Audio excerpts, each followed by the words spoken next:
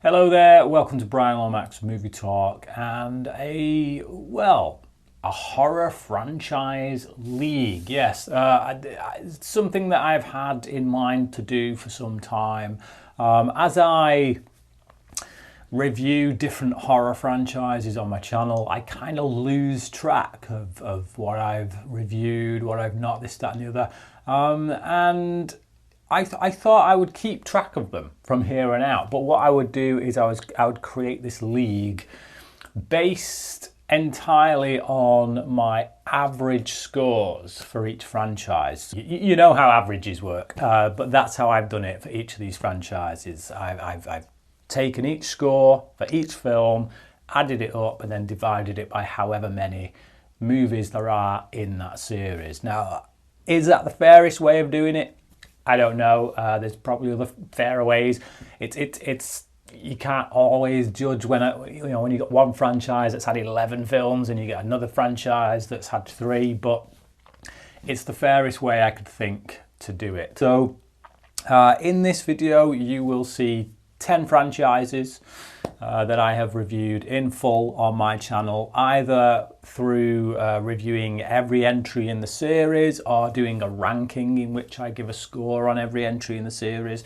If I haven't done that with a particular franchise, then it won't make this list.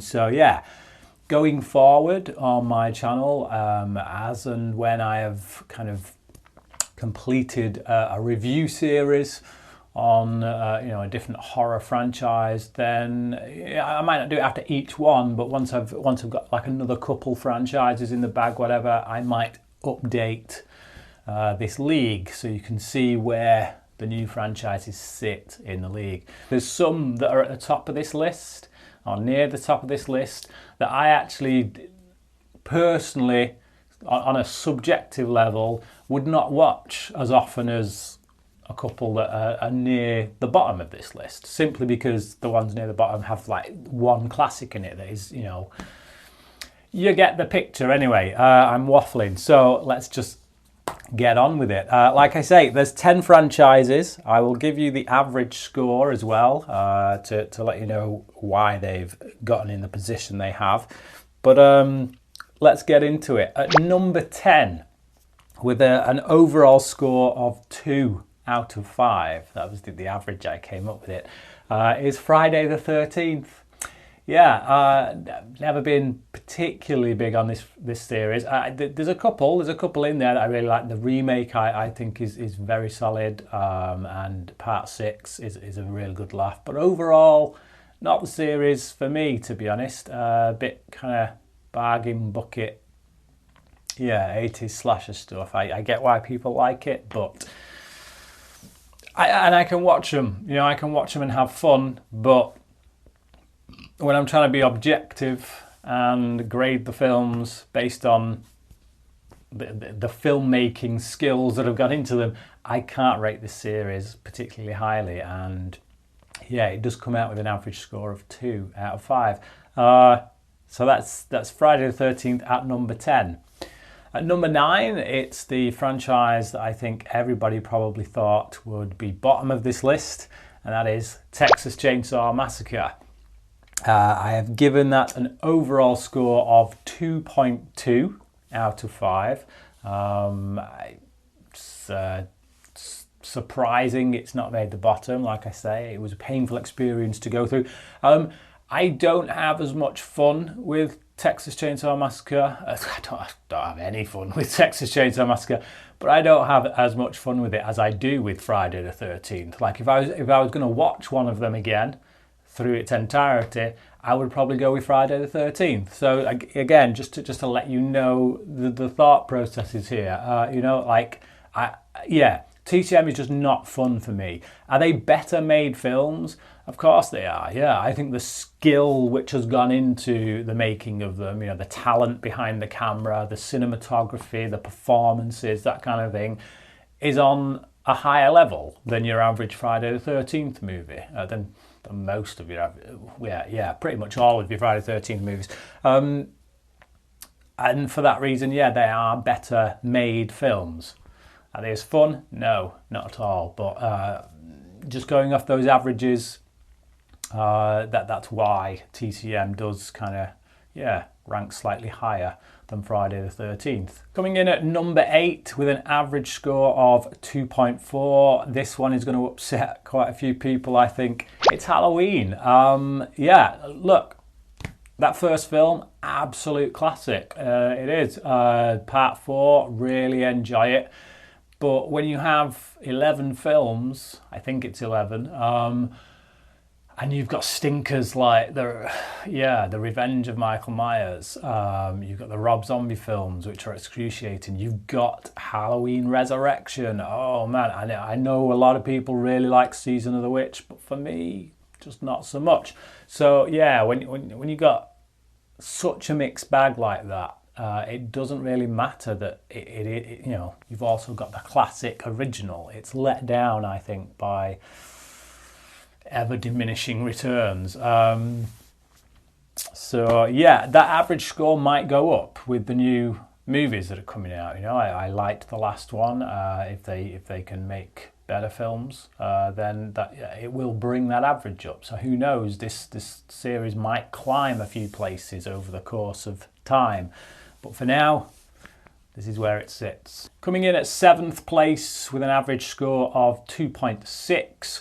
We've got Candyman. Quite surprising, this actually, because the third film I gave a 1 out of 5, which, it just goes to show that, it didn't hurt it that much to have such a bad film amongst it, because you've still got that original that is very highly regarded by myself, and a pretty solid, second film. Not a classic by any stretch, but it was solid enough when you look at it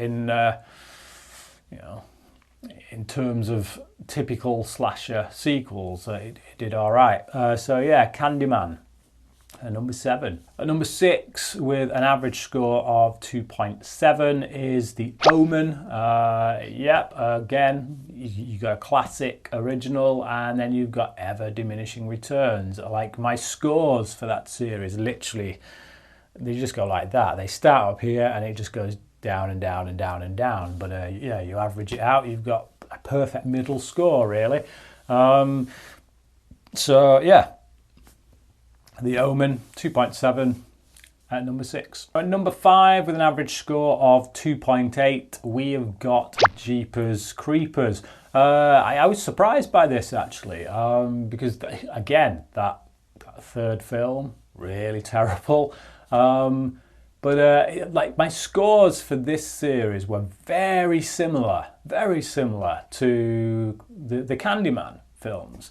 And if you asked me to choose between the original Candyman and the first Jeepers Creepers, I would go with the original Candyman. So again, just to give you an idea of how these scores affect things, overall, I would say give me Candyman over Jeepers Creepers, just because of that first film. But I think the sequels to Jeepers Creepers are a little bit more solid. Like, I have much more fun with Jeepers Creepers 2 than I do Candyman 2, and as bad as the third film is, it does at least have better production value than the third Candyman film, which really did feel like a made-for-TV movie.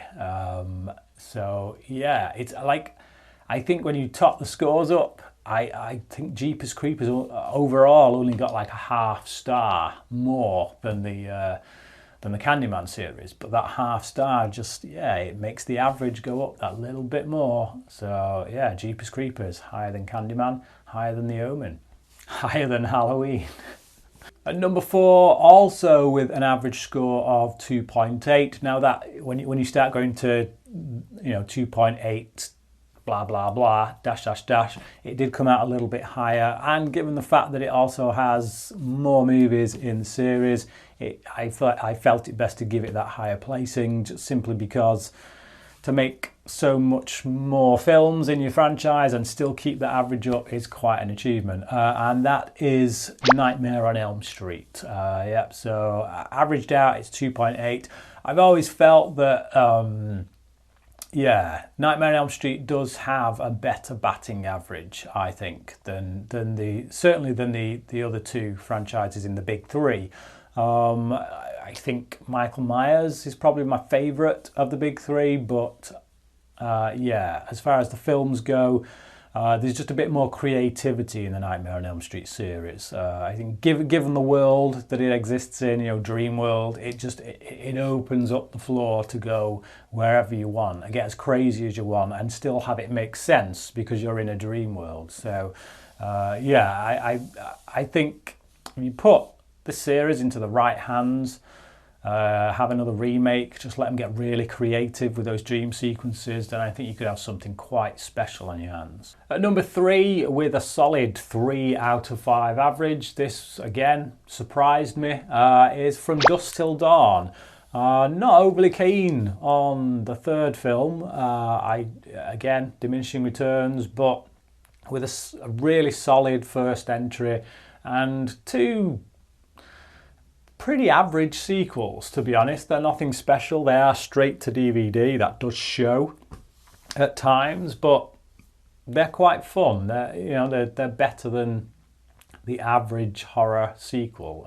So yeah, it's again, like I say, as with a few others on this, if you asked me subjectively just to rank these series, this probably wouldn't be so high, but just going purely off the objective kind of reasoning, the score that I gave the movies, I am surprised to find that, yeah, it sits at number 3. At number 2, with a score of 3.1, we've got Child's Play. Now this is the series that was just really consistent, other than what is obviously my number 1 choice, but for a series that's had so many entries, the scores for them were really consistent. Like the first film, I gave 4 out of 5, but pretty much every entry after it was just like a 3-star film. It is one of those franchises that right down the line, right across the board, I would just say it's good. It's just a good series. There's none of them make me completely switch off. I know there's a lot of. For anyone who's seen my Child's Play ranking, there's a lot of controversy around Cedar Chucky being so high, but hey, I just have a laugh with it, and it's the same with all of them. None of them I would say were terrible. It just keeps up that it knows what it does, or it knows what it needs to do, and it does it. Yeah, it doesn't have any of those. There's no Halloween Resurrection amongst the. I mean. Again, like I say, people who've seen Cedar Chucky would probably disagree with me, but to me, I'd take Cedar Chucky over Halloween Resurrection or Jason X any day of the week. But yeah, Child's Play, who knew? It's at my number 2. And so leading the pack with a score of 3.6, the franchise that is most consistently up here with regards to the quality is Scream. The first film, absolute 5-star classic as far as I'm concerned. I think out of all these series, it is the only film, to be honest, that I've given a 5-star rating. There you go. But yeah, and just really solid sequels. None of the sequels really dropped the ball. I know a lot of people not that keen on 3, but even 3, it's not quite as good when you measure it up to the standard of the rest of this series, but when you measure it up against other slasher series, I think the quality of it is more than adequate. So Scream currently sits at number 1 in my horror franchise ranking, but we've got plenty of other series coming up to review on my channel. I will be doing the Alien franchise. I will be doing Final Destination is coming up very shortly. We've got Psycho to finish off. I have done 3 of the Psycho movies. I still need to do Psycho 4 and the remake, so be interesting to see where that sits. Subjectively speaking, I can tell you right now that Psycho would be my favourite, but with that remake, the score that I end up giving that could really bring the average down for this for the Psycho franchise. So it may not get to the #1 position. Who knows? But yeah, it's fun. Anyway, so that's my league. That's my horror franchise league. Like I say, I will be updating this from time to time. But let me know your thoughts on the positions that I've put these series in, and also let me know which horror franchise you would like to see me include in it. Do you like me to see me either do a ranking video on or a complete review series? If I do it, then it will go in the league. But yeah, there you go. Thank you for watching. Like I say, leave your thoughts below, and until next time, cracking.